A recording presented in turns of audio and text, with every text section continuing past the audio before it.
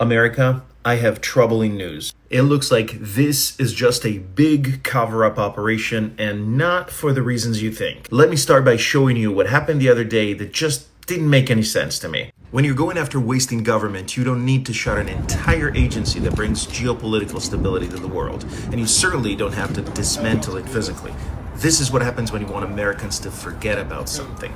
And you certainly don't need to start sharing falsehoods if your case is airtight. And so I started digging and found this. This is the transcript of a statement by Inspector General of USAID Paul Martin given to Congress in September of 2024. And in it, Paul Martin outlines that his office has started an inspection over how Starlink satellite terminals were being used and if an oversight issue was at play. Now remember, the inspection started in May, the statement was made in September, and right in the middle, in July, is when Musk publicly endorsed Trump. The USAID Inspector General's office was looking at the potential misallocation of resources related to Starlink activities and the potential concern over financial arrangements. Now that could be a host of different things, but could also be Starlink, for example, overcharging their rates or other potentially illegitimate practices related to the Starlink contract. And that takes me to this, and more specifically, why two